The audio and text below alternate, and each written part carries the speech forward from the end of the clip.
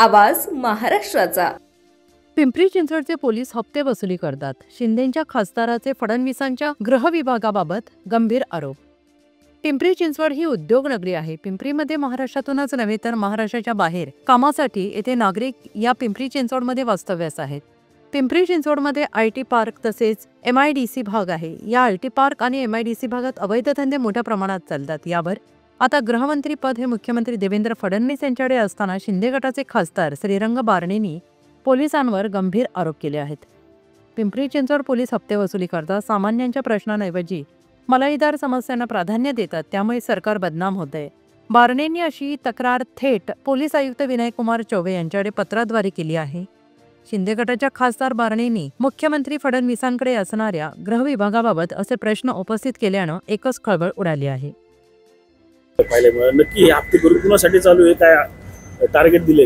मी तुम्हाला सांगतो, काल मी पोलीस आयुक्त विनयकुमार चौबे यांना भेटून पिंपरी चिंचवड शहरातील अनेक सर्वसामान्य नागरिक आमच्याकडे येतात आणि पोलीस स्टेशनला गेल्यानंतर तक्रारीची दखल घेत नाही, त्यांना तासनतास बसून ठेवलं जातं। अशा प्रकारचे अनेक प्रकार घडतात। त्या संदर्भात मी त्यांचं लक्ष वेधलेलं आहे। खास करून काही पोलीस स्टेशनचा त्याच्यामध्ये उल्लेख केलेला आहे की त्या ठिकाणच्या असणाऱ्या पोलीस अधिकाऱ्यावरती नाराजी प्रचंड त्या भागातील सर्वसामान्य गरीब नागरिकांची। राज्यामध्ये एक मोठ्या विश्वासानं राज्याच्या जनतेनं या सरकारला पुन्हा एकदा संधी दिलेली आहे। राज्यामध्ये देवेंद्रजीच्या नेतृत्वाखाली हे सरकार आहे। उपमुख्यमंत्री सन्माननीय एकनाथजी शिंदेसाहेब अजितदादा हे काम करतात आणि म्हणून सरकारला कुठंतरी बदनाम होऊ नये सरकार।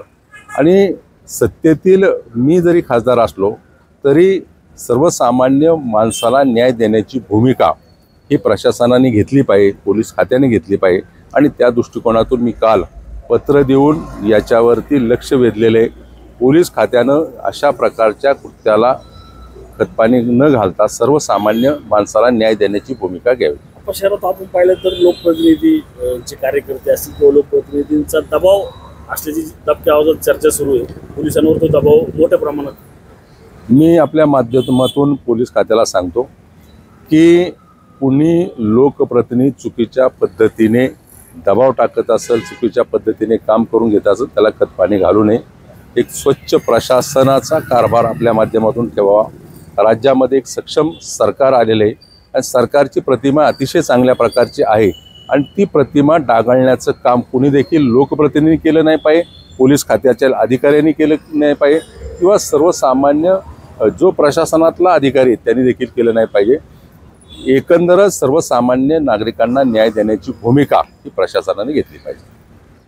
पुणे तसेच पिंपरी चिंचवड आणि महाराष्ट्रातील महत्त्वाच्या आणि ताज्या बातम्या पाहण्यासाठी महाराष्ट्र 18 न्यूज चॅनलला YouTube वर सबस्क्राइब करा आणि बेल आयकॉन प्रेस करा।